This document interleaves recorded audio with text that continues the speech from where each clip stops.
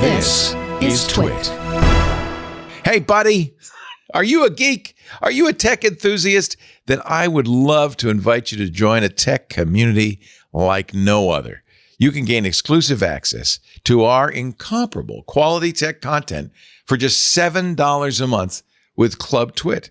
As a member, you'll enjoy all TWiT TV shows ad-free, plus access private video feeds for insider shows like Home Theater Geeks and so much more. Dive into the members-only TWiT Plus bonus feed for behind-the-scenes content, club discussions, and special events. But here's the best perk. Join our incredible Discord community to watch live show productions, chat with hosts, and participate in exclusive members-only activities. It's your backstage pass to the world of TWiT. Whether you're a tech enthusiast or a lifelong learner, Club TWiT elevates your knowledge while entertaining your interests. Get 2 weeks free when you sign up now for $7 a month and unlock unparalleled access at twit.tv/clubtwit. That's twit.tv/clubtwit. And from the bottom of my heart, thank you and welcome to the club. Hello and welcome to this very special Live with Mikah episode. To those of you across the internet who are joining us, thank you for being here with us. I'm very excited to be joined today by Emily Forlini, who has agreed to an Ask Me Anything. Welcome, Emily. Thank you. I'm excited. I've never done anything like this, and I'm excited to see what people come up with. I'm excited for that. I'm excited for your answers to some of the questions that we have. If you have questions live, go ahead and type them into the chat of any of the platforms. So if you're watching us on Facebook and you've got a question, you can put that in the chat. I will see it. YouTube, same thing. I'm looking at all of the places. Well, it's made very easy for me to see it in all of the places. So don't be afraid to ask live as well. Before we get into the questions from the listeners, I thought it'd be good to kind of talk about before you became a journalist, what it was you were doing, because I think that it's really interesting. Yeah. Your once role that you had. Cool. Yeah. So I'm just in general gonna keep it real, just be myself and just kind of describe my journey and of course answer any questions. So yeah, I am a little bit of an outsider when it comes to journalism, just in the sense that I'm newish to it and it's not the only thing I've done. So after graduating college, I went to Columbia in New York, was a liberal arts major, interested in journalism, but didn't have any connections in that space. No one in my family worked in journalism, so just didn't pursue it. And I ended up kind of going a more business route. And before working at PC Mag, I was working at Amazon in Seattle for almost 6 years. And rising the ranks started when the company was much smaller than it is now. Got promoted, was leading teams, building software. We worked on Amazon's kind of intraday delivery offering. So now if you're getting packages that are arriving the same day, that was my team. So we kind of went from it used to be called Prime Now, if you remember that. It was a separate app where you could get things in 1 or 2 hours.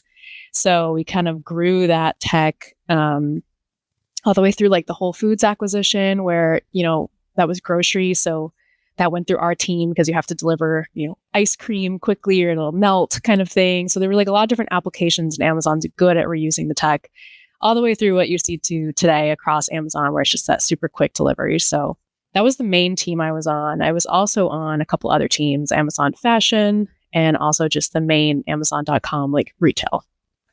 I can keep going. Yeah. I think that, first and foremost, that on its own is interesting because, as you said, Amazon's really good at reusing this technology, but you were responsible, at least in part, for some of what makes Amazon popular, I think, among our little area of the internet. The techie people who like to get that stuff the same day and, can place those orders. I think of a friend of the show, Christina Warren, who has in many cases, used to like live tweet about something that she would order from Amazon and get it the same day and how long it took, and just being interested in that. And then, the grocery delivery service. When it comes to starting there, what are some of the ways that you feel like it has aided you in what you do now? Is it some sort of empathy that you can bring to the table, or is it more of like an insider knowledge, or how does that impact the work that you do as a journalist? Well, I think I developed, like I said, I was liberal arts in college, but I learned how to talk to engineers. I learned how tech works. I had to do things like take a week-long course on machine learning so I could build that, or I could, Amazon like kind of upskilled us, and I learned quantitative skills. Like I used to be coding in SQL, I used to be building reports in Excel, and I learned, like all this stuff about how tech is built that I just totally would not have known if I kind of was liberal arts and stayed liberal arts. So just having like that firsthand experience, I think I understand more of what I'm talking about. And especially if I'm reporting on Amazon, I definitely know what I'm talking about. And sometimes, the press loves to hate on Amazon and this and that. I did have a good experience there. But, when you see it from the outside, you do see some more issues. So it's kind of mixed. I don't report on Amazon now, but anytime there is something, like sometimes I know the people quoted in the articles, or I know the team, I know the building, I know like what the code name of the project was. So it's kind of funny, like from just a different perspective. Yeah, that's cool at the very least, just to go, oh, I remember. Yeah, it's fun. It's like, oh, yeah. Yeah, those I know those people. So when you decided to transition over, because it sounds like, you mentioned you always had an interest in journalism, and I think different people define journalism in different ways, which for the classic purist journalist, that's a frustrating thing to even hear, that people define it differently, but that is the case. And our society's perception of journalism has changed over time as well. And so I guess the first question would be, is what you're doing now what you remember being interested in when you said you were interested in journalism? And then second to that, now that you're doing this, is there any aspect of it that, or rather, was there any aspect of what you were doing that you miss, that you wish was part of what you do now? Yeah. So, I mean, like a lot of people, I grew up with just like National Geographic magazines around the house. And I used to, as a very little girl, look at the amazing photography and the stuff around the world. I used to look at the names on the bylines and be like, wow, what if that was me?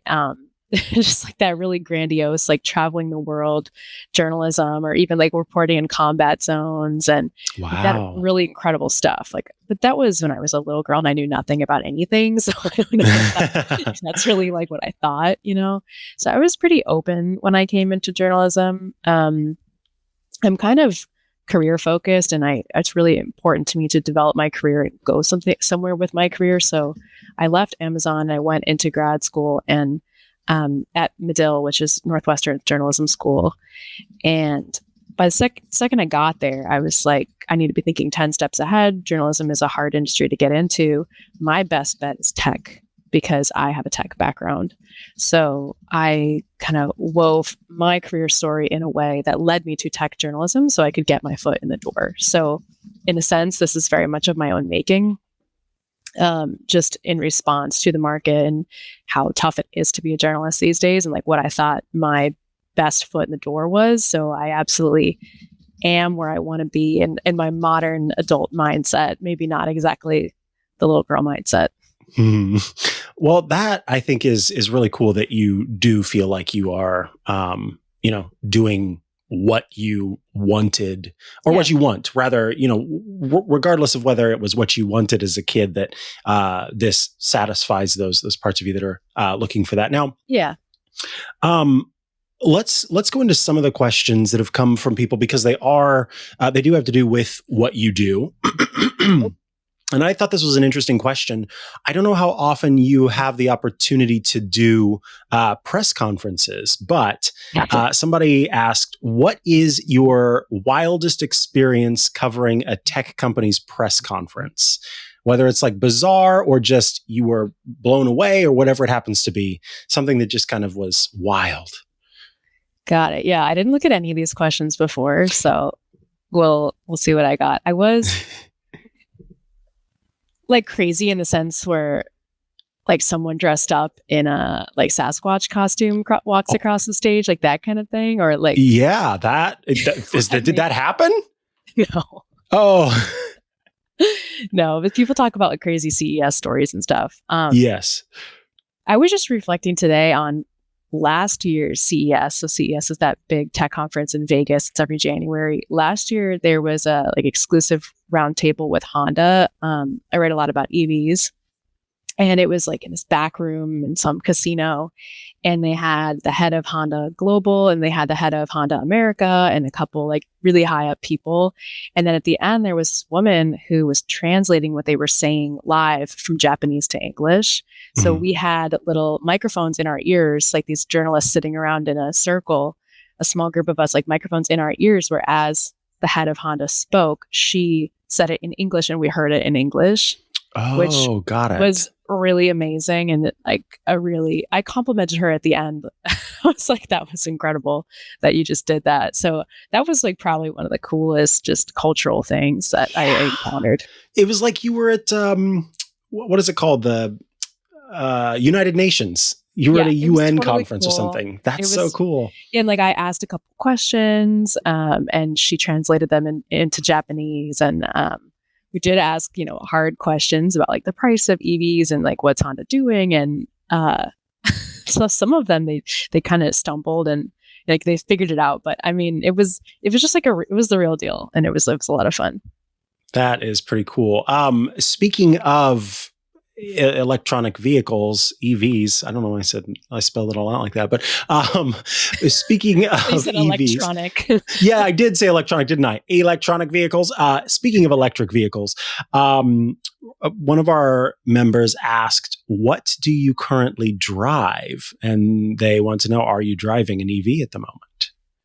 So I get a lot of press cars. So I get cars from different companies. So I often am driving an EV, but I don't own one.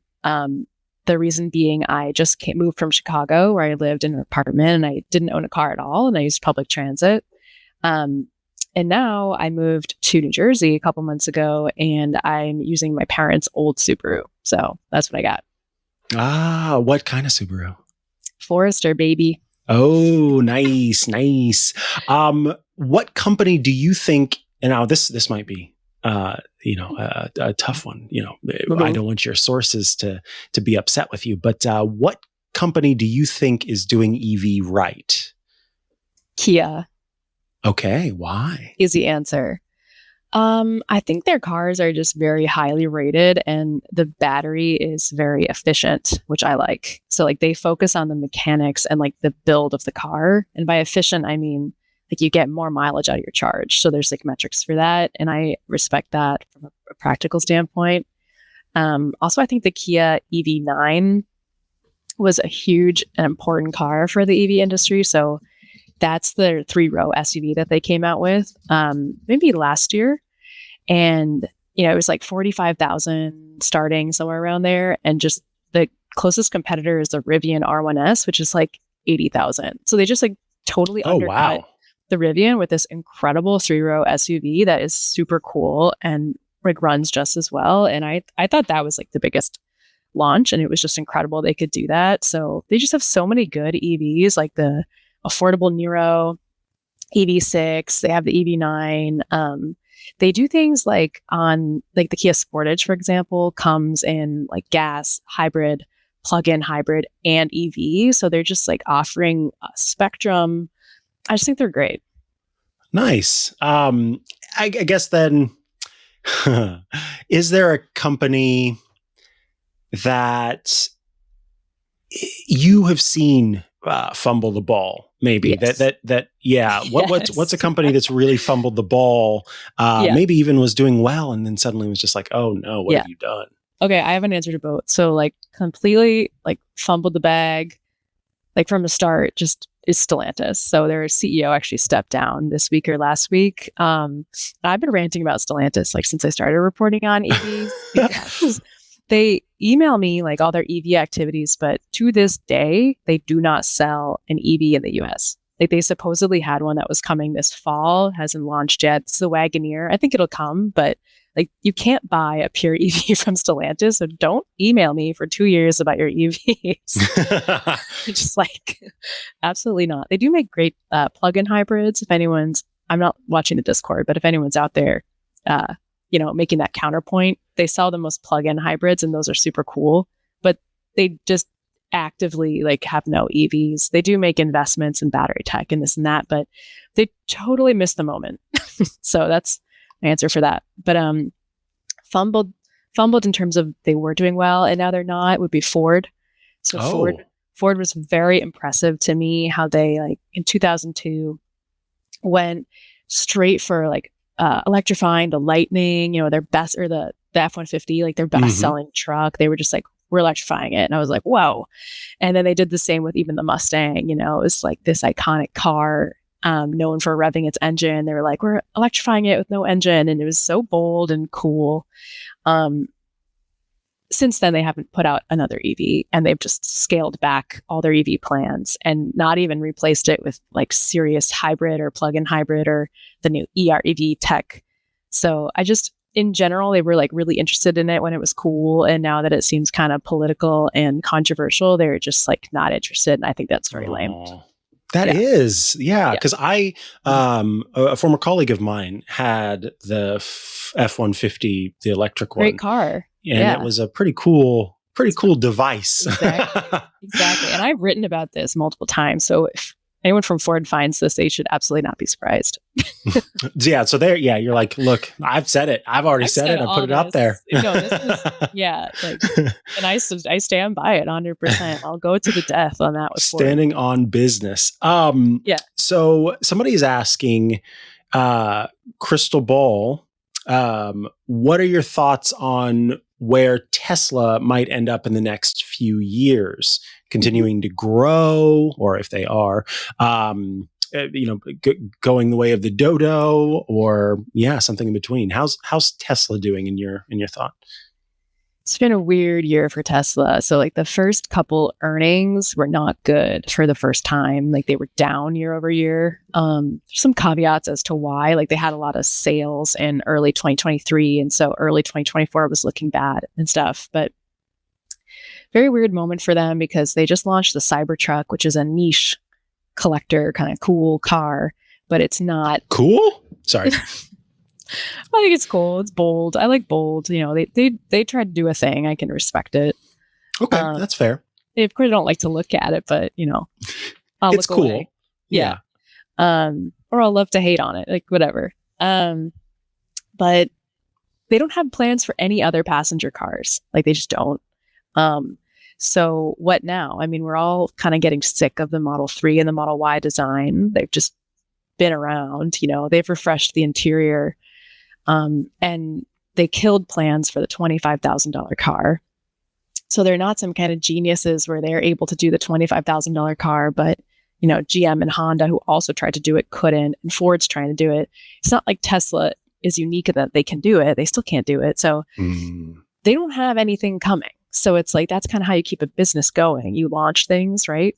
But in the last few earnings calls that I've listened into, Musk has, repeatedly made it clear that self-driving is his focus. He wants to solve self-driving.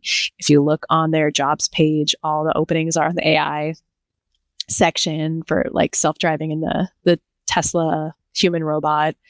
The thing with those is they're long-term problems and they're not major release kinds of things.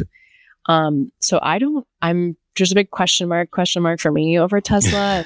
Like, what are the earnings reports going to look like? Maybe they got a sales bump from the whole Trump thing, but to me, it's looking a bit odd. And I think they should put out another car. basically. I think that's what they need to do if they're serious about building cars. But I don't know if Elon Musk cares anymore. I think he's more of an AI guy these days. Yeah, fair enough. I know this one's a little bit of a thinker, but what technology did you think would take off but never did? And why do you think it never happened? Is there a technology that you felt like should have taken off? Well, I kind of got into crypto. I'm sorry, but like whoa, that's interesting. I thought it was really what coins did you buy? I bought I got interested in it because I had this whole research project when I was going to decide what coins I was going to buy. And so I decided to buy the ones that were all more environmentally friendly. So they had proof of stake instead of proof of work, one of those. And so I thought that was smart. And then I also went with ones that had like the smart contract technology, which is basically like just more of a it's a technology. It's not just like a speculative hype currency. It's like a form of digital contract that could actually like improve our world. So I was like, that's cool. It could be different. And yeah, obviously everyone knows why it didn't take off, like FTX, people's life savings getting wiped out. Would say, it's very volatile. People think Trump's going to bring it back. I don't know. Did you have a good experience, a bad experience, or like a in-between experience with your venture into cryptocurrency? Or is that something you want to talk about? It was a total experiment. I put $1,000 into it. And I think I have like 800 right now in my Coinbase wallet. So it's fine. I did not, put like 25% of my savings into crypto. So, smart. I wouldn't do that. Yeah, right. Yeah. So yeah, it's just like a little casino moment. You've lost $200. Yeah. It's fine. But who knows though? It could go up at some point. Right. No, that's a good answer. Bitcoin, in which case I would have probably been back in the green, but I didn't do Bitcoin because it didn't satisfy my criteria. It's terrible for the environment, and it's just it was a different thing. So right. Yeah. I lost out because I didn't get, greedy. Because you had principles. And all the rest of those crypto folks, many of those crypto folks don't, and that's how they made their money. Yeah.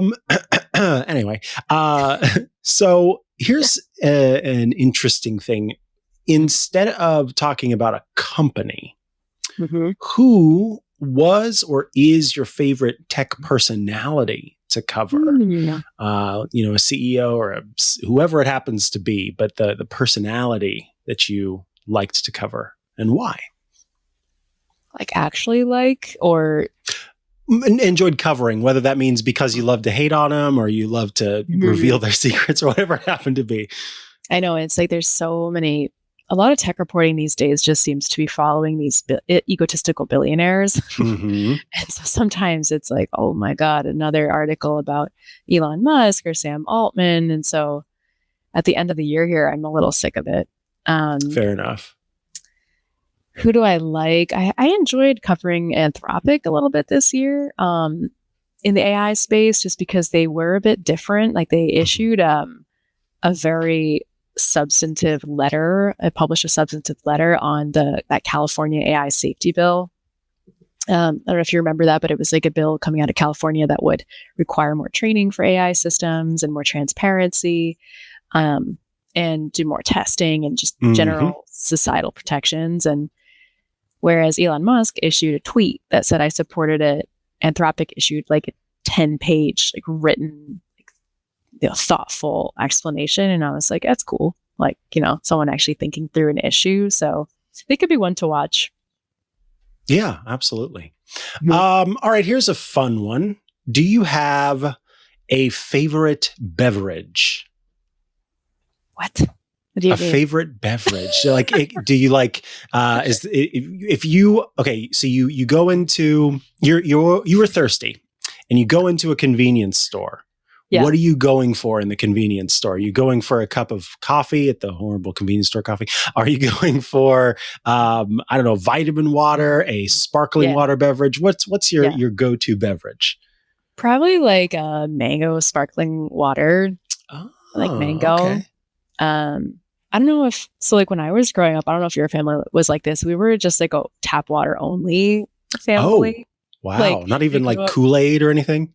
well, like when you go out, like if Okay. you go to a restaurant, like, the waitress is like, does anyone want anything to drink? Like we basically were always like tap water, because it was like cheap or, Oh, yeah. Fair. like Yeah. we didn't need more than tap water, like kind of whatever. So anything is a treat. Yeah. So in my adult life, I have really enjoyed just like beverages, I guess.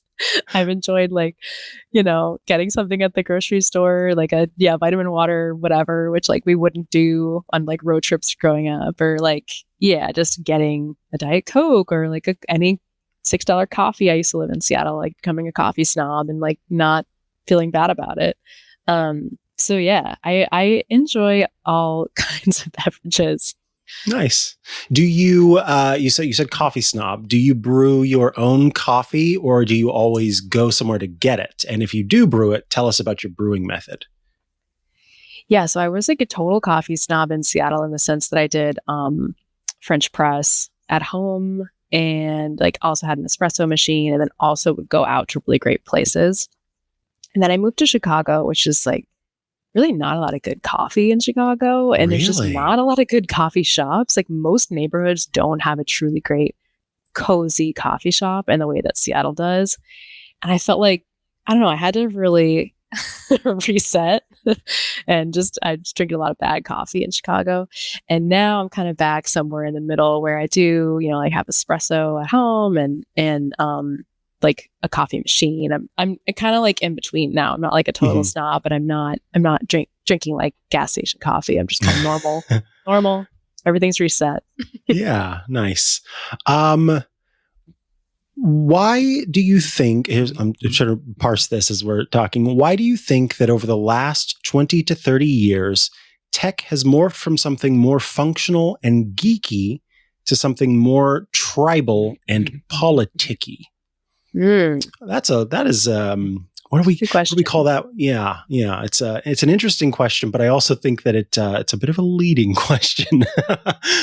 In what sense? Just in the sense that it implies that is for sure the case. And I guess I'm curious if at first, do you feel like that is the case before you then go on to answer it? I do resonate with the spirit of that question, and I don't know exactly what that person has in mind, but like when I was at Amazon, something I noticed was Amazon recruits a lot from business schools, and all tech companies do. And there definitely was this shift where business schools were pumping out like finance bros, and like finance was the destination for those people.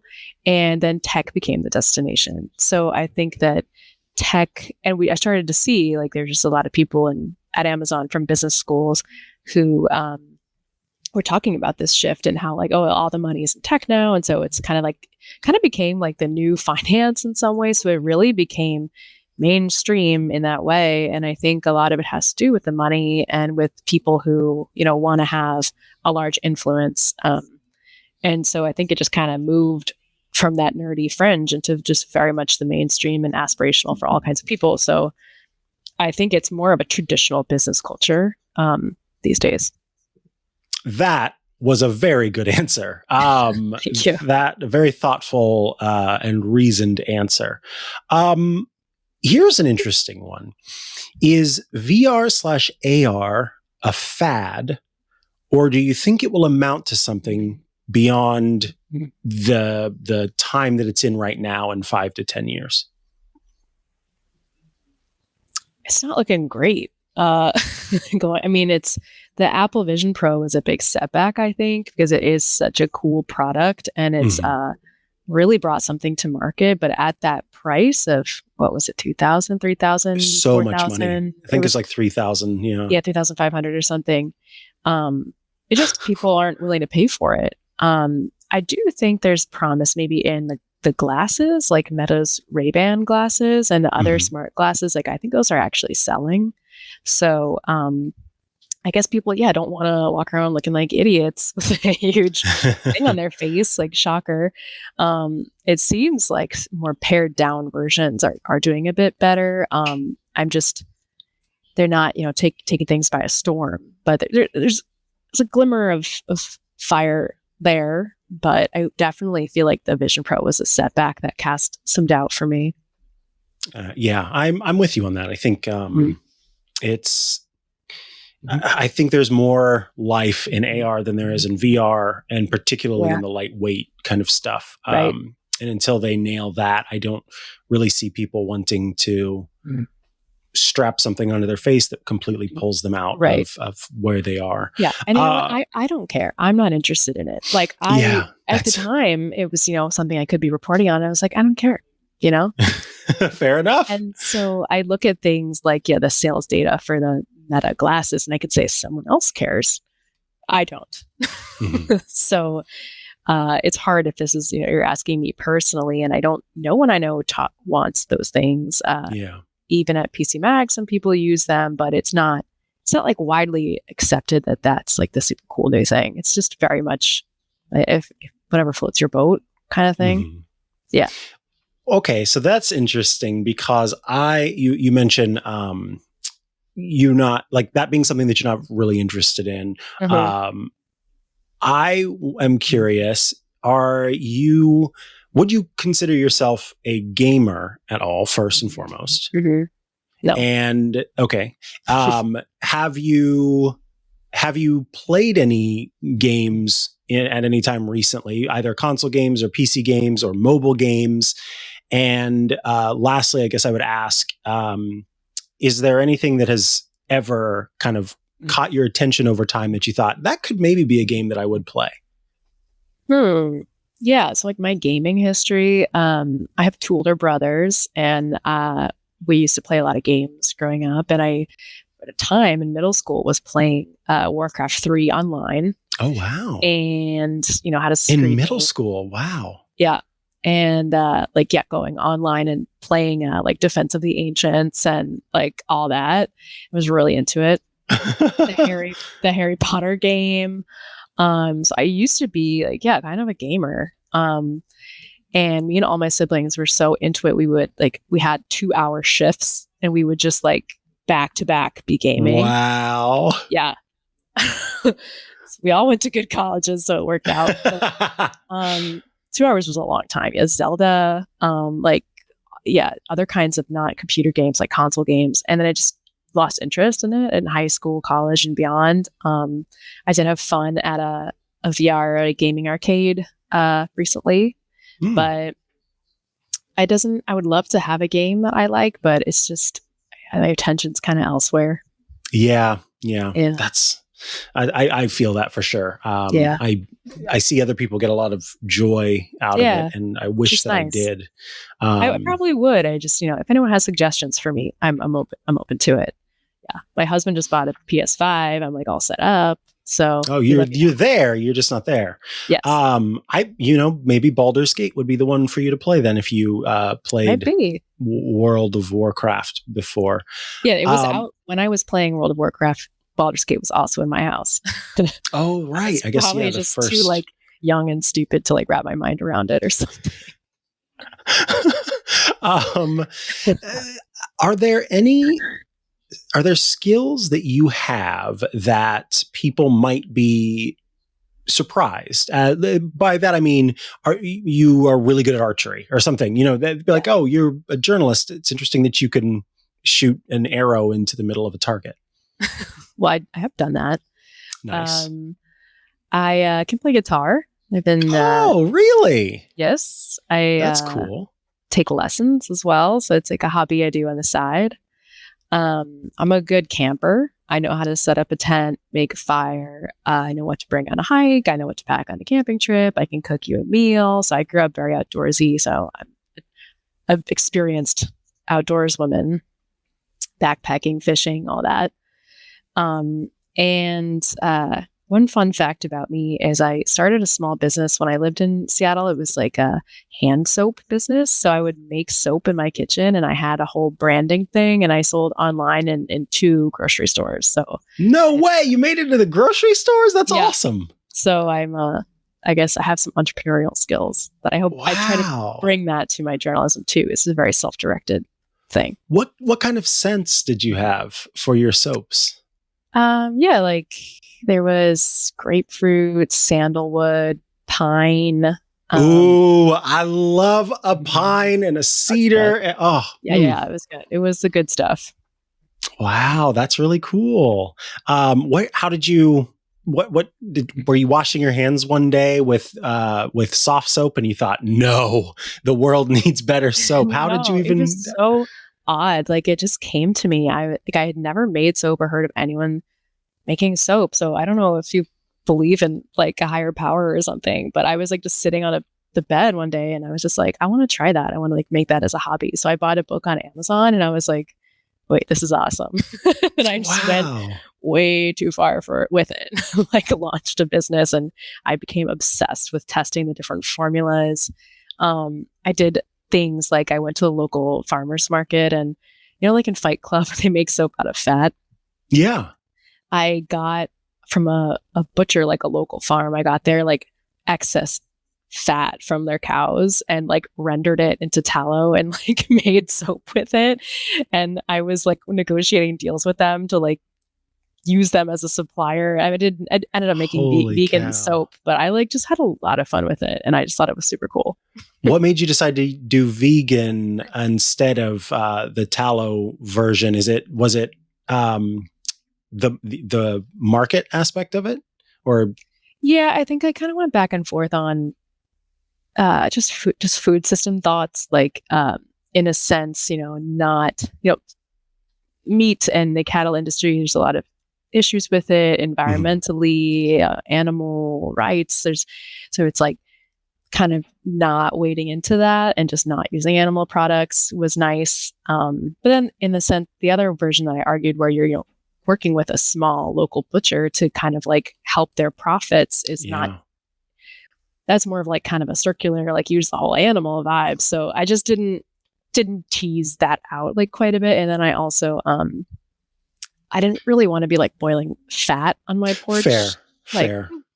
Like, no, that's fair. It was like a weekend project. And I didn't want to be like selling people fat I had like boiled on my front porch. So yeah, that would be my answer. Wow.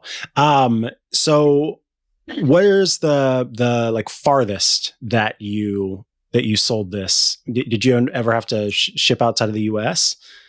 I don't, maybe one time, but not regularly. Yeah. That's pretty cool. Yeah.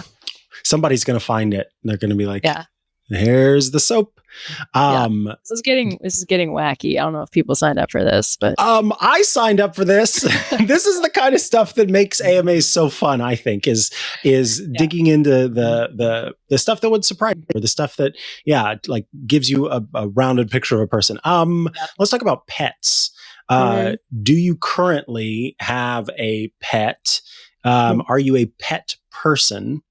And maybe just as an added in wild card, have you ever had kind of a weird pet, like a pet that's totally non-standard?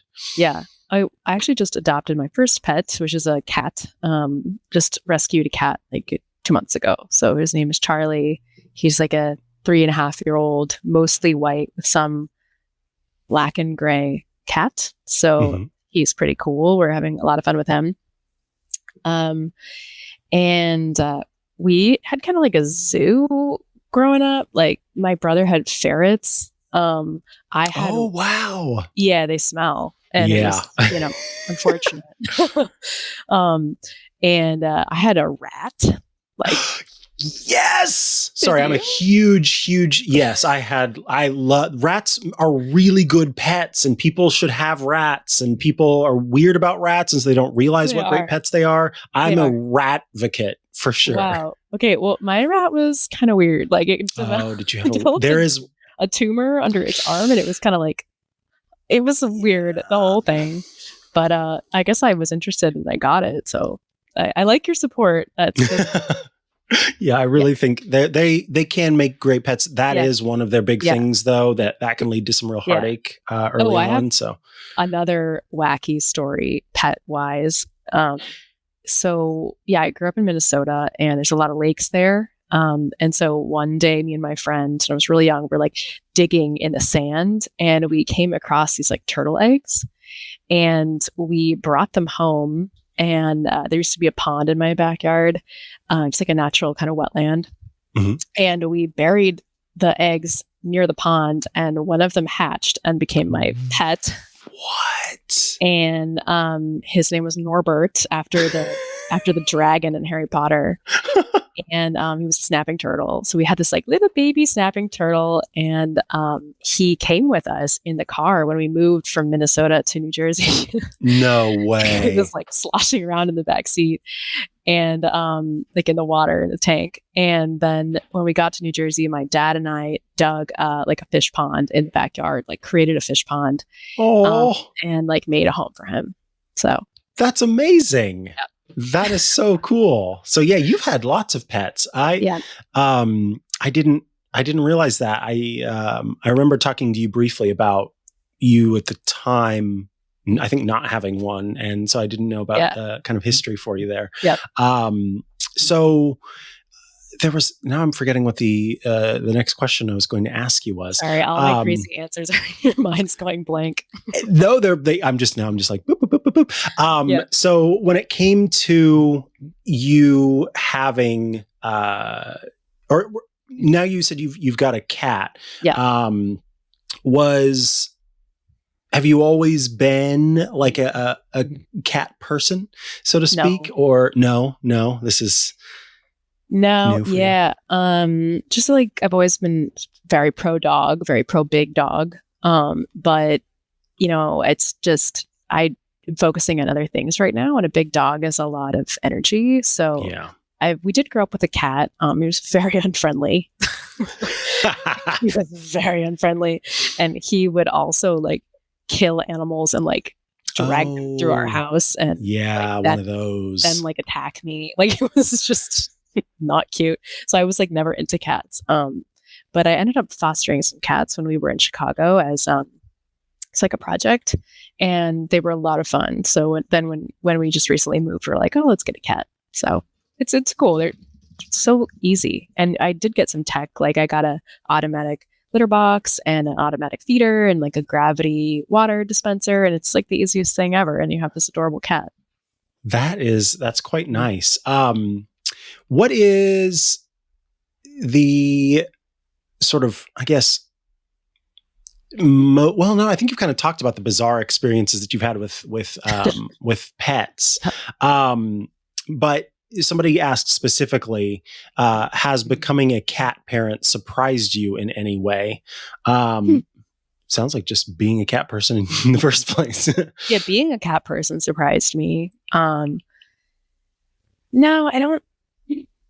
I guess it surprised me how easy it is, and also that we all have this second nature to just take care of a thing. Like I think most people would care for an animal if it was around them, and I think that's nice. And I did realize that it has been very natural and easy for me to take care of this pet. And so that's cool and has been a surprise. Yeah. I kind of love that. I just remembered what I was going to ask you, and it was because of something that you had said earlier, and also something that you had said even earlier that had a light little tinge to it. People might have been surprised to hear that you are from Minnesota, because you don't sound like you're from Minnesota. Do you want to talk about that? Oh yeah. Let's go. What a good question. Yeah, I used to have a Minnesota accent actually when I was younger. But I systematically rooted it out when my family moved to New Jersey. Did you do that on your own, or did you do that as like with the help of a speech therapist of some sort? And not to say you, hopefully you understand what I'm saying. Like, I'm not saying that it's it is not an issue that needs to be eradicated. But anyway. I mean, it's hilarious that to even imagine having the support of a speech therapist, because I was very much solo dolo. I was the only one in my family who had developed that accent because I was the youngest when we moved there. And it was very much on me to like figure that out because we weren't there anymore and it was weird. That I see. Yeah. So it wouldn't even, there was growing up. When you start saying pop and tennis shoes instead of soda and sneakers, like it's not fun. Like when you're not in Minnesota anymore and you're saying pop, it's like you gotta, like, that's on you. Like you that You gotta stop saying that. 100%. So Yeah. I am originally from Missouri, and I'm originally from an area where we did say things like pop and everything else that was involved. And I remember being in a newsroom where I was, I think this was right before I started actually anchoring the news, and I was just reading through something and then talking to people. And I said pop, and the entire newsroom, all their heads looked at me, and everybody was like, "What did you just say?" And I was just, Exactly. yeah. And I also, so the things that I had, I sort of systematically eradicated on my own. But the reason that I asked about the speech pathologist or whatever is because growing up, I had, there was a lunch lady who she had a very, very, very, very, very heavy, I think it was Minnesota. I think that's where she was from. It may have been more northeast, but regardless of where she was from, she did not like her thick accent. And so she actually did work with someone. And she told us when she first walked into the place, there was this giant wall, shelves, and on the shelves were these empty jars. And she's like, "What in the world is that?" And the person explained, "These are the accents of all of the people who I've worked with. And by the end of it, yours will be in one of these jars as well." And I thought, that is a serial killer who found a better thing to do with their life than to kill people. They just keep tokens of accents on their wall instead. That sounds horrifying. What's she putting in the lunches? Like, you never know. But yeah, she was really, she was proud of the fact that she had, worked with this person to lose her accent. But I don't know. For some people, it's not an issue, but I think, as you mentioned, and the thing why I am working, why I'm clicking with you is because it seems like both of us had external factors that were maybe going, what is that? Yeah. Where's that coming from? Yeah, totally. You're right. Galia in the chat makes a good point. I say lose her accent. She didn't lose her accent. She just changed it because everybody has an accent, which is true. But she made her accent less distinct, I guess is the way to say it. I moved to my environment, I guess. Yeah. Exactly. Sody pop. Oh my goodness. That's absolutely what we called it growing up as well. Sody pop. I haven't been looking at the chat. Look at all this.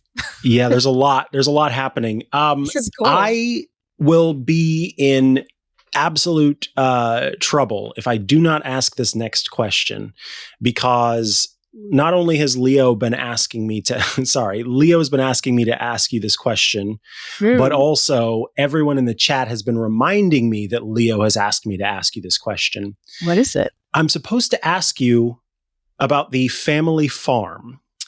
Oh my God, Leo. Yeah, what is this about? Because first of all, people might be confused if they don't know what we're talking about, because you are Emily Forlini. But when I first met you, you were not yet Emily Forlini.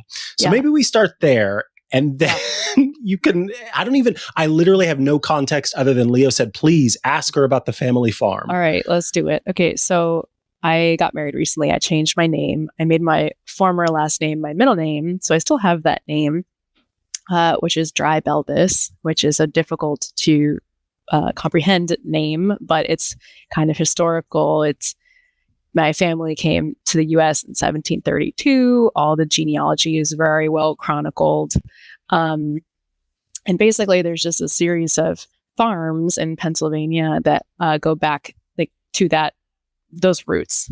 Someone just put it in the chat. So it's pretty chill. It's not like just a rural family. But we just have a series of farms. My uncle bought one and has really done a lot with it, has done amazing things. And I think that's what someone linked to, but he's made it there's an annual farm festival. So like people from the community go and see it. It's a nonprofit, like people who aren't even in my family volunteer there. There's history. My 95-year-old grandma like dresses up in period clothing and gives tours of like the chamber pot in the bedroom, and the house exclusively. It's just a tour to the chamber pot. There's I've done some things there. Like there's a room, like a stone room outside that used to be their refrigerator, and like we've like rehabbed it and stuff. These like get chunks of ice, like put it in there. Yeah, so basically my uncle runs this farm, my Uncle Mark. He would love for you all to come visit. Absolutely. It's in Emily sent you. That's what you got to say. Say I sent you. It's my uncle's farm. We have reunions there that are very cringy. So yeah, the Dry Belbis kind of like farm. There's Dry Belbis streets in that area. There's a bridge. Yeah, and there's a chamber pot tour you can get from my grandmother Eleanor. Oh, Eleanor Dry Belbis. You're so lucky to get that from my grandma. That's exclusive. Yeah. So then now I'm curious. Do you have where is he going to go with this? Do you have a green thumb? And are you a person with like a lot of plants in your home? Have you ever had a little garden? Do you pick your own herbs? Do you think the farming gene has made its way through to you? A little bit. Like I think when we were talking about the soap business, like, and I was talking about food systems. And so definitely like an interest in where our food comes from and the history of, what is that link? The self-composting toilets. Oh, golly. Yeah, I'm pretty sure. Yeah, my uncle made that. It was like a huge reveal. But yeah, so I do think I like the plants and stuff like that, but I'm not a nut about it. I'm not going to go buy a farm right now. Yeah. Got it. Do you have a favorite flower or a favorite plant that you always make sure to have in your home? No, I really like roses, which is such a traditional answer. I just think they're so beautiful. I love luscious flowers, like the big petals and, as opposed to like a wispy grass or something. I love just roses of any color. Nice. They're beautiful. Yeah. Nice. So I always if I buy flowers for myself at the store, I buy roses. All right. I think the last thing that, one of the last things anyway, that I will ask you is... I have a little bit of time, so no rush. Do you have... Like what's a favorite band of yours? Either if it's currently one of your favorite bands or performers, it doesn't have to be, a full band, or it's one that you've had for a long time. Remember the song "My Band" by Eminem? I do not. You're missing out. That's not my answer. I used to really like the Red Hot Chili Peppers, which is a classic answer. Kind of softened on that. My Spotify Wrapped most listened to artist was actually Casey Musgraves. She released a really great album. I think she's a great artist. So I guess that's my recent artist I'm into. I also started listening to Kendrick's new album this week. So yeah, I'm not following Fish concerts around the world like kind of person. Right. I keep my rotation pretty fresh. Right. I see.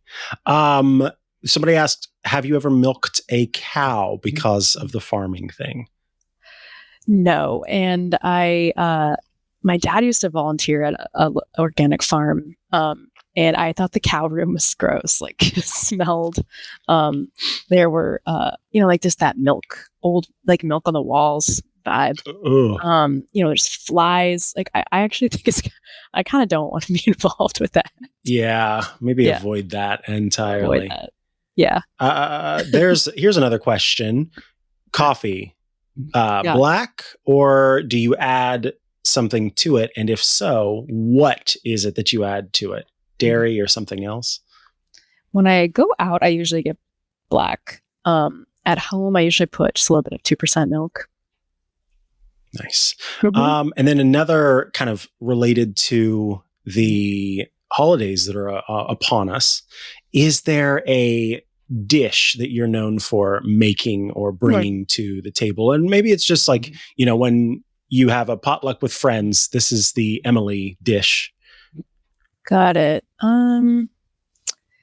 I think in my family, I'm less known for a specific dish, but more like just taking pride in my dish. So like we do a kind of a potluck style for like my Thanksgiving, for example, because there's like 35 people there, just like all my cousins and the whole Dry Belbus clan. So everyone like signs up for a dish, and some of the food's like not that good, and it bothers me. I love it. You're going around like, no. Like, I'm sorry, it's just not good. Try harder. And I'm like, try harder. And so I try to raise the bar, like that's what I do. So that's amazing. I just imagine you going around with little ribbons, and it's like a thumbs down ribbon. I don't, but like, for example, that Thanksgiving dish, I don't know if anyone has this. It's like sweet potatoes and marshmallows. Yeah. It's like, come on, that's gross. Yeah. Yeah, I'm with you. I know a lot of people like that. I'm not one of them. Yeah, such a not terrible for me. answer. Yeah, so you will make. It sounds like you'll make anything. You just put time and energy into it to make it good. Around the holidays, are there any special traditions that you make sure to do every year, that you like bring with you no matter where you go, where you move to?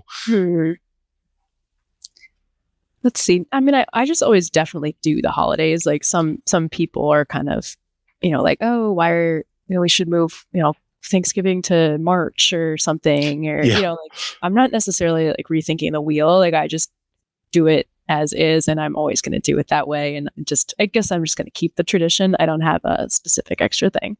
Yeah, that's kind of how I resonate with that as well.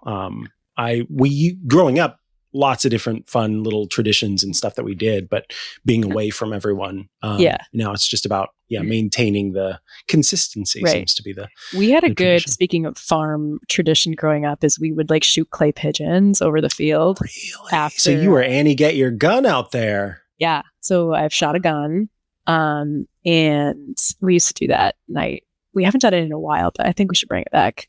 Were you good at it? It's kind of hard. Yeah. And I was pretty young. I mean, I was like shooting guns. I was like 8 to like 16. So, I had this big gun, and it like, when it goes off, it kicks back, and it's very painful in your shoulder. Oof. Full rifle in my little body. Like, so no, I was not good. Yeah. That, growing up, same thing. We didn't really shoot clay pigeons. It was more like, let's find the trash that somehow like blew out into the yard at some point out like at my grandparents' farm, because they would burn. They had like 3 or 4 trash cans that were metal, and so they would burn their trash. But if the wind picked up or something, and so you'd get like cans and stuff that would occasionally roll out. Yeah. So you'd go find those, and so it was a way to clean up the yard. But at the same time, you'd have all these different little targets and stuff. Oh, this is so my family. Like, oh yeah, exactly same thing. Yeah, so we resonate there too, and then you'd shoot at those things, and the first time I remember shooting a rifle and having that really hurt my shoulder at that young age. Yeah.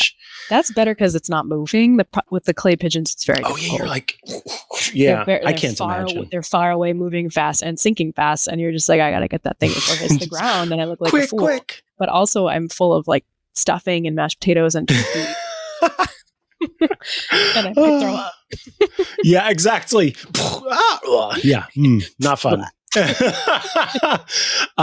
We would have every year we would have, it started one year. So I guess I'll describe it this way. We were all sitting around after dinner, Thanksgiving dinner, and we had marshmallows for 2 reasons. One, for my great grandma would always make 2 different things that had marshmallows in it, which one was ambrosia salad, also called 5-cup salad. I don't know if you've had that. Do you like that? I actually do, but I know. Almost everyone I've met hates ambrosia salad, but I really like it. I think it's an abomination. Like, so sorry, but it's like I see it in grocery stores in rural areas, and I just am like, Lordy. I think it needs to be made by someone to be anywhere near good, but I think this is a whole different. That's so funny. This is a whole different thing where for some reason, I was like the one kid who just liked the weird stuff. Almost all of my family has textural issues, so none of them like coconut. I do. I liked black coffee, and most of them did not. Like, I'm just a weird taste and texture person. I was a contrarian, but it worked because now this is becoming a little bit of an AMA for me. I'm sorry. My great grandma grew up in the time period right past the Great Depression. And so for her way of like showing love and affection to people was by giving them the things that she could, like food. And so when I liked all of the things that she made, she saw that as like accepting her love. And a lot of the family didn't like the things that she made, and she saw it as a rejection. And so I kind of became like the little favorite great grandchild. And I just liked all of the weird stuff that she made. So she was always like, "Oh, I've got the ambrosia salad." And I was like, "Yay." And everybody else is like, "Oh." So everyone else agrees with me on Yes, exactly. And with most people who also hate ambrosia salad. But anyway, so marshmallows for that. And then marshmallows, she would also make Jell-O dishes. She put like carrots in them and all this weird stuff. Yeah. You know. Anyway, well, one of us. Another thing we have in common, my grandma's like post-depression story was kind of part of her identity, but she would express it by saving everything. Like, like foil littlest foil, or like, you know, if you ate, there was a bunch of rolls and like half a roll was left, she'd like wrap it up, and it's like, no, like throw it out. It's fine. Get rid of it. It's don't okay. You dare serve it to me for dinner. Like, yeah. Like, I've got this still. It's like, great, I'll eat it up. Anyway, one of us picked up one of the marshmallows and threw it. And then every year from that point on, we would have marshmallow fights. So there'd be a bag of marshmallows, and you'd all like get a handful, and you'd be running around the house. And then luckily we all picked them up afterward. But what the great part was, this was in my grandma's house. And so she would sometime, April, May, June, somewhere be cleaning, and she'd find a stale marshmallow that, we missed, that was hidden behind a shelf. Did anyone go to the ER because they just had a mellow to the retina or something? Luckily, no one got a mellow to the retina. The worst thing that happened was at one point they had a dog, and the dog was fast and was going around and eating the little marshmallows and ended up getting sick from eating them. And so just threw them up, which was fine. Then the marshmallows were not in its stomach and everything was fine. But that was like the worst thing that happened. So then at that point, it was like, okay, when we're doing our marshmallow fight, the dog has to get put away. The dog did too good of a job. Exactly. It became the cleaning up of that. But I guess the other thing that I would want to ask you is just about your kind of daily tech use. Are you a Mac user primarily? Are you an iPhone or an Android user? We'll start there. Yeah, so I used to be Mac, and then I think just living in Seattle and having so many friends who worked at Microsoft, I kind of got curious about Microsoft. So I bought a Microsoft Surface just to see what it was all about, and that's what I still have. Wow. So yeah, I'm proficient in both operating systems, though every time I join a TWiT stream, you ask me if I'm on a Mac. And we have lots of tech issues because I'm not on a Mac. So I'm questioning myself daily. And Macs are cheaper and better, so I don't know, but I'm trying it out. And then I have an iPhone 15 Pro now, which I got for work so I could try out Apple Intelligence. And I will say I don't think Apple has really innovated a lot. Like the iPhones are pretty similar, so everyone kind of knows what I got there. One thing that's, I guess, weird about me is I still use wired headphones. That's what I was going to ask next, was what headphones you use. And I love them. I just think that I don't want to charge everything. And I have bought AirPods, and I, of course, lost them, Really? I lost both times. And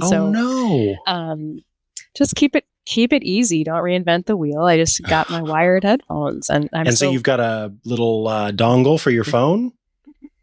Or do you not ever listen? Like how, because the iPhone doesn't have a headphone jack, so how do you listen to music just from your plug phone? it into the charger, Yeah, the little dongle. Yeah, I don't get the cool features. Like I can't, hear if someone texts me, like all that cool stuff. I think the AirPods are a really great product, and they did innovate very well with that. So I'm happy I tried it, but I just think the ease and price of the wired headphone, that can't beat it.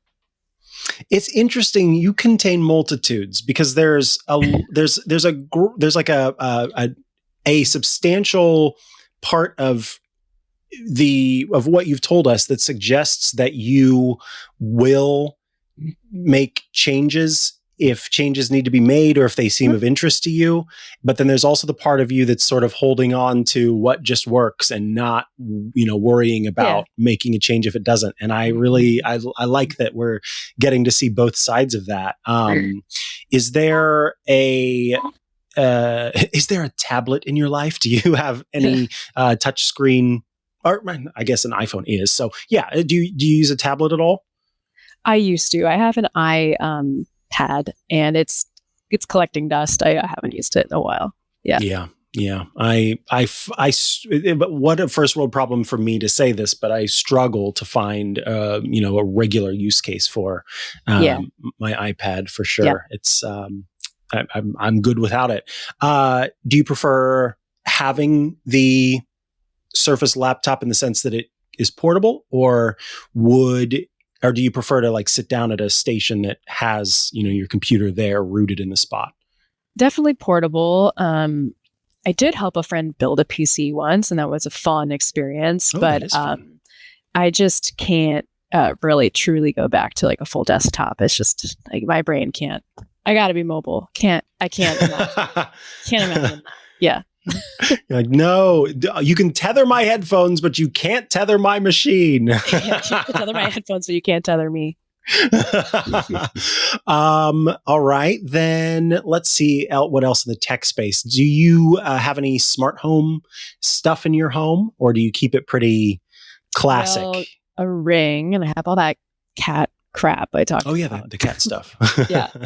I think my interest in tech is more kind of like societal, ethical, political. I'm not as much of like a gadget person. I know I work at PC Mag, and that just so synonymous with gadgets and reviews and stuff. But I don't feel a compulsion to always get new tech and stuff like that. So no wearables, no watch, no Apple Watch or anything like that? No, I do think the Apple Watch has done a good job with the health features. Like they announced, you could just track your sleep. They'll even track if you have like a heart arrhythmia and like these things that save people's lives. And I respect it, and I love reporting on it, but I don't feel a need to always have the newest tech, and I just never have. I get free stuff from work, so I have a lot of tech around me all the time, but it's like I didn't choose to buy it, so I don't have tons of pride in it, and it's not like a big part of my identity. It's just like, oh, I have a bajillion Bluetooth speakers.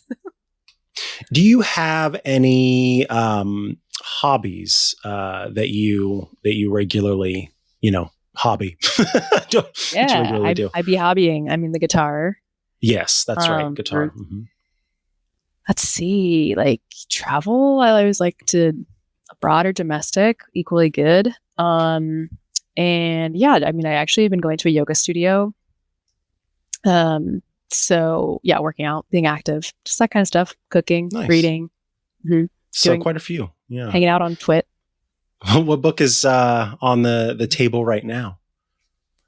I have like 3 books going right now. One is Modern and Cool, which is a new book about like FTX, actually crypto, by Andrew Chow, who works at Time, and I think it's a really amazing writer. Everyone look up Andrew Chow. He just like dances through the words in a way that's such a lost art, and I think he's brilliant. Wow. So I'm reading his book in support of him, although I'm a bit over crypto, as discussed. And then I have a book about like Buddhism that I got at a thrift store, and it's just like about consumption. And then I have this book I inherited from my dad about like sea travel and like ship logs from like famous journeys, Magellan. Wow, that's kind of cool. cook. And there's even excerpts from when Columbus came to the U.S. or the New World, didn't land in the U.S. Like there's writings from that. And I was like, I had no idea. So that's been fun. So very much a nonfiction person. Totally nonfiction, but I think I could use some fiction just to chill out. A little whimsy. Yeah. Yeah. Yeah. Let's give some suggestions. Yeah. Maybe this is why I'm burned out. Yeah. You said, I don't play video games. I don't read any fiction. I just read old travel logs from explorers, and this is really real. Like, this is real. This is my life. So it's a good thing you got a cat. That's what I'm saying. That's all I'm saying. I know. You said, and the most whimsical thing I drink is mango seltzer. I know. No, I'm kidding. I know you do. You've stepped out a little bit with it, but you play guitar. That is pretty technical though. It's hard too, like learning an instrument. So it is fun, and you can have a beer when you're doing it. It's even more fun. So I have fun. You have fun. I'm a kind of a serious person, I guess. Yeah, I can see that. With that. No, not at all. Not everyone needs to be an influencer. Amen. Oh, that reminds me. There was one question that I said I was going to save for later. Maybe we'll round things out with this. It is, what does Emily think about the collaboration of influencers, reviewers, and journalism in an age where these distinctions are so blurred? The influencers stepping in. I've just had so much exposure to influencers through coming to journalism and going to events and seeing them filming themselves, seeing themselves talking to me and saying like, oh yeah, Polestar flew me out for this event and it's kind of whatever. So, whatever, I'm here. And then I turn around and they're like, I'm here with the Polestar, like it's super cool. Blah, blah, blah. It's got like no rear view mirror. It's all cameras, like this amazing tech. And it feels really inauthentic to me. And they are getting paid to do what they are doing.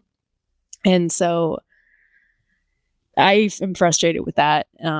There is some value in it, but I do think it's a question right now of like real reporting versus influencers is a really serious, like kind of live issue. And the worst form of it is, people who like Alex Jones or have, like conspiracy kind of podcasts and these influencers who are pushing really bad narratives, I think is a big issue. So I don't really like it. Yeah, fair. Yeah. I'm right there with you. There's a lot of frustration in that. Just it's not even just frustrating, it's exhausting to me to see so much inauthenticity. I just want it just and it really struck me seeing how those videos are made. It's one thing when you're watching it online, but that's why it struck me so much to just be talking to those people and then seeing them making the video. And I'm just like, this is nuts. Yeah. How can just the level of detachment that you have to have, I think, to be able to play both of these people who's like, this is how I really feel. And this is how I feel is right. Also just that voice, the YouTube voice is, exhausting. I notice a TikTok voice these days, at least on my feed. There's, people are kind of like using their hands a lot. It's like a TikTok thing, and they're speaking.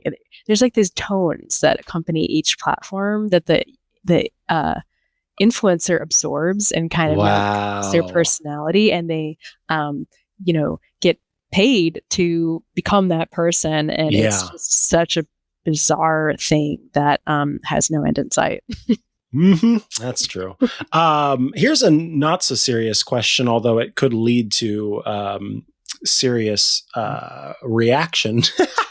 Star Trek or Star Wars? Wars. Okay. Are you more of a movie person than a show person, or do you just generally like wars over Trek for the character? I never could even get into Star Trek. Like I just couldn't even seriously watch it. It just it just didn't speak to me whatsoever. I'm sorry to all the Star Trek people, but Star Wars was cool, and I had a major crush on the guy who played Anakin. Yeah, like in the Hayden Christensen. So whatever. Yeah. Fair enough. Everyone serious answer. Somebody in the chat. Good. We love the unserious Emily. Someone in the chat said that they thought you would choose Trek because it was more sciencey, because they were expecting serious Emily to answer that, I guess. All right. Yeah. There's very serious. I take my things seriously, but I also watch a lot of like trash TV. So nice. I watch a lot of reality TV, and I just find it so relaxing. And so have you watched Below Deck? I haven't really like entered into it formally though. Like I don't. Yeah.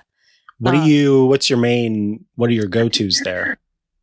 The 90 Day Fiancé franchise. I can definitely do a whole podcast about that. I'm not proud of it in the sense I know it's bad TV, and if you want to talk about problematic, it's all over it, but it's fun, and it's lighthearted in the sense of I'm with you in terms of if it's a thing that you want to watch, and I don't know, I don't think that anyone should feel ashamed for watching some reality TV stuff. And it's kind of safe. Like I know they're not going to talk about politics. I know it's not like when you're scrolling through social media, it's like a minefield. Like something can pop up that just triggers you, and all of a sudden you're in this like crazy rabbit hole, and your shoulders are tense, and you're like, what just happened to me?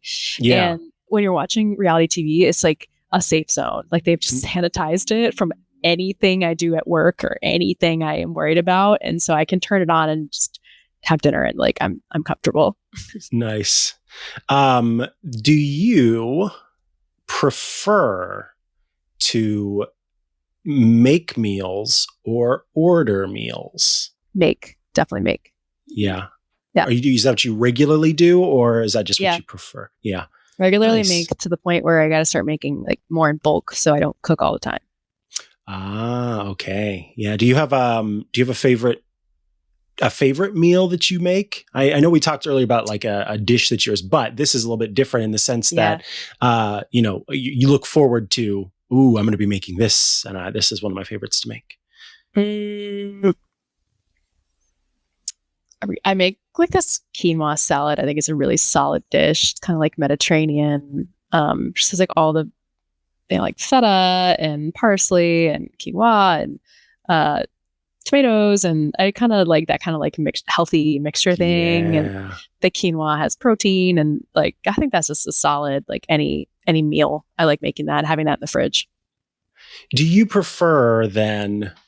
Or I guess, do you pay more attention to the value that food brings to you health-wise, or the taste of the food? I guess.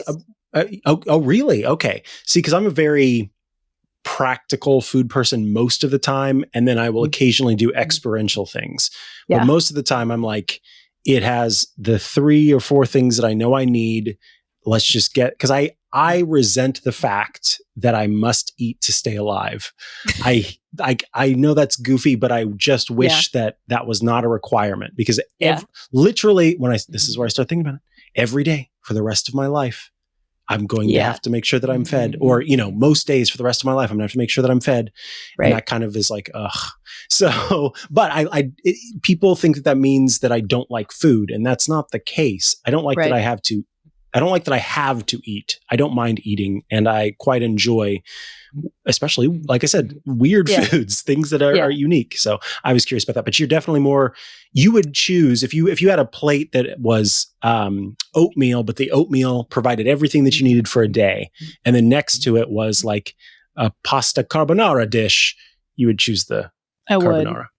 Yeah. I think it's important that just I eat very healthy though. Like I just have cultivated like what I like to eat and I think tastes good is generally healthy. Like I don't go to McDonald's. I don't even consider that in my arsenal. I Right. just my tastes are geared towards healthy, and then I make exceptions. Like I don't really eat wheat bread anymore because it doesn't taste good. Yeah. I just eat white bread and I like it, So I just really do things that I just like them. And I think that's important, that you have to enjoy life. And I guess it also helps that my husband is French, and so he is definitely like pushing the good food. So we're eating well. Nice. Yeah. I guess truly the last thing I'll All right, ask here is there anything that you would want oh no, you're right, retcon. I should have asked that. So what I'm going to ask as my last question is there anything that you would want our TWiT listeners to know about you that maybe they don't yet? But before we answer that question, I am really curious. Are you left-handed or right-handed? Well, Serious Emily is right-handed, of course. Yeah, I had a feeling.